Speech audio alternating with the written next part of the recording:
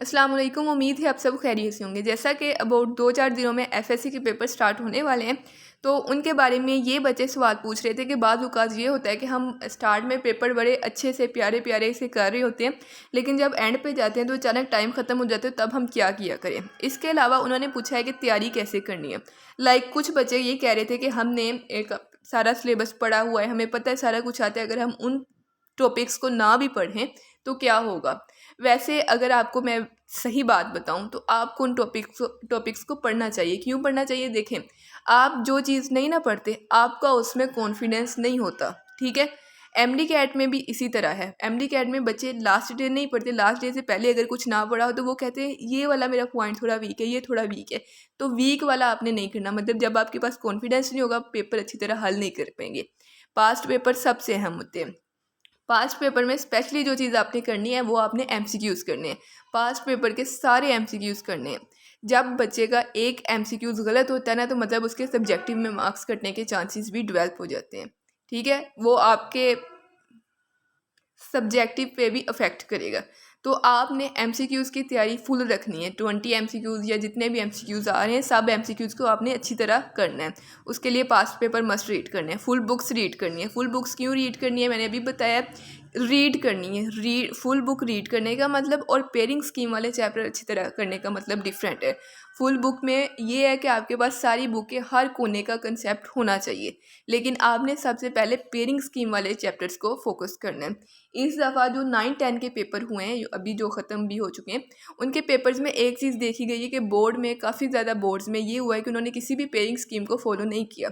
लेकिन इसमें ये था कि जिन बच्चों ने एक एक्स्ट्रा पेयरिंग स्कीम की होती है ना, वो सेफ जोन में होते हैं। तो आप एक एक्स्ट्रा पेयरिंग करके रखें। फॉर एग्जांपल अगर 5 पेयरिंग्स हैं तो आपको एटलीस्ट 4 होनी चाहिए आपको अच्छी तरह। ठीक है, ये चीज़ आपने स्किप नहीं करनी, क्योंकि इस दफ़ा बोर्ड थोड़ा सा हार्ड पैटर्न करने की कोशिश कर रहे हैं, थोड़ी सी वो हार्डनेस ला रहे पेपर्स में।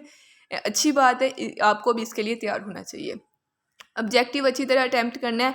ऑब्जेक्टिव में गलती नहीं होनी चाहिए। जब ऑब्जेक्टिव में आप गलत करेंगे, आपका सारा पेपर असरअंदाज होगा। उसका एक ये होता है कि बच्चे की जो ऑब्जेक्टिव गलत होता है ना, तो वो सोचता रहता है मेरा ये गलत हो गया है, वो काफ़ी टाइम इसमें ज़ाया कर देता है, तो उसका बाकी सब्जेक्टिव इससे भी इफेक्ट होता है। इसके अलावा जब पेपर चेक हो रहे होते हैं, उसमें भी ऑब्जेक्टिव आपका इफेक्ट करते हैं। प्रेजेंटेशन आपकी बहुत अच्छी होनी चाहिए। पेपर प्रेजेंटेशन जितनी अच्छी होगी, उतने मार्क्स ज़्यादा आने का खतरा तो नहीं है, मतलब उतना फ़ायदा होगा। ठीक है, इसके अलावा उर्दू इंग्लिश की तैयारी आपने बेस्ट करनी है। उर्दू की तैयारी में आप ये तो नहीं ना कर सकते कि अब नज़्में गज़लें सारा कुछ पढ़ना शुरू कर दें, ये नहीं आप कर सकते। लेकिन ये है कि आपके हवाला जात इतनी अच्छी तरह होने चाहिए कि आपका टाइम मैनेज हो जाए। उर्दू में जो आपने पेपर स्टार्ट करना है, सबसे पहले आप खुलासा लिखें, मतलब ऐसे टीचर्स ने आपको जैसे गाइड किया हो। और उसके अलावा आपका जो सबसे ज़्यादा उर्दू में टाइम ज़ाया होता है ना, वो हवाला जात में होता है। आपको शेर याद नहीं आ रहे होते, ये चीज़ें याद नहीं आ रही होती। तो लास्ट डे आपने इस चीज़ पे फोकस करना है। आपको हर हवाले का अच्छी तरह पता होना चाहिए, कौन सा कहाँ पे हवाला लिखना है। जब ये चीज़ आपको याद होगी, मैं ये नहीं कह रही कि इसको जिस एक नज़र देखना है, जब ये चीज़ आपको याद होगी, तब आपका टाइम भी सेव होगा। स्पेशली आपका जो मजमून है, इस तरह की चीज़ों में भी हेल्प हो जाएगी। इंग्लिश की ग्रामर है, इंग्लिश के ग्रामर के एमसीक्यूज़ ज़रूर आते हैं। वो एमसीक्यूज़ मोस्टली आसान होते हैं, लेकिन पिछले 1-2 दफ़ा ये देखा गया है कि वो आपको फंसा रहा है प्रीपोजिशन में। प्रीपोजिशन का बच्चों को हमेशा से मसला होता है, तो वो आपने उसकी तैयारी अच्छी तरह करनी है।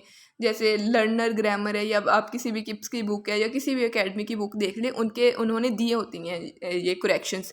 तो वो सारी करेक्शंस आपने रीड करनी है। वो सारी करेक्शंस टीचर ने वैसे भी करवाई होती है, और आपका लास्ट डे उनको रीड करना ज़रूरी होता है। बच्चे कह देते हैं उनका कंसेप्ट है, लेकिन कंसेप्ट अच्छी बात है, लेकिन प्रीपोजिशन में जब वो आपको फंसाते हैं ना, तो तब आपका कंसेप्ट काम नहीं आता, क्योंकि प्रीपोजिशन है ही चीज़ ऐसी।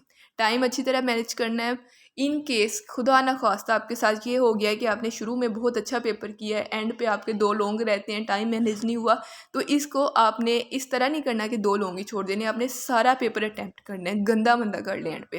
क्योंकि जब आपकी स्टार्ट में प्रेजेंटेशन अच्छी होती है ना, तो वो एंड पे माइल होके वो आपको मार्क्स दे देता है। मेरे पास एक बच्चा था, उसका इसी तरह हुआ था कि एफएससी का जो पेपर था ना, उसका स्टार्ट में बहुत ही प्यारा था। उसने बताया मैंने उसके शॉर्ट क्वेश्चन जितने अच्छी तरह अटैम्प्ट किए, एग्जाम्पल्स लिखी, और बहुत अच्छी प्रेजेंटेशन थी। लेकिन जब वो एंड पे लॉन्ग क्वेश्चन में पहुंचा ना, उसके 2 लॉन्ग रहते थे, और उसके पास अबाउट 15 मिनट्स के 10 मिनट्स का टाइम था, और उसने वो काफ़ी गंदे लिखे। लेकिन उसने ये बताया, उसने गंदी सी डायग्राम भी बना दी, हर चीज़, मतलब उसने छोड़ा कुछ नहीं। हेडिंग्स नहीं दी, छोड़ा कुछ नहीं, लेकिन हर चीज़ डायग्राम हर चीज़ बना दी और उसका कोई मार्क्स भी उन्होंने कट नहीं किया। तो इस तरह होता है ये इन केस के आपकी प्रेजेंटेशन अच्छी हो और आपका एंड पे टाइम का मसला हो जाए, ठीक है। इसके बाद आपने जो चीज़ों का ख्याल रखना है, सुबह खाना खा के जाना है, मोस्टली बच्चे भूखे चले जाते हैं, सुबह नाश्ता करके जाना है, इससे आपका बीपी वगैरह डाउन होने नहीं होगा। इसके अलावा आपने अपनी रोल नंबर स्लिप हर चीज़ एक दिन पहले तैयार रखनी है। पेपर की जो रोल नंबर स्लिप है उसको आप अपने घर में किसी भी दीवार पे चिस्मा कर दें कि आप उसको देखते रहें कि कब आपका पेपर है, क्योंकि इस पेपर भी रह ना जाए, ये भी कुछ बच्चे एवं वहम करते रहते हैं। तो आपने हर तरह की प्रिकॉशन को अपने ध्यान में रखना है। तो जज़ाकल्लाह, थैंक यू वेरी मच, अल्लाह ताला कामयाब करे आप सबको।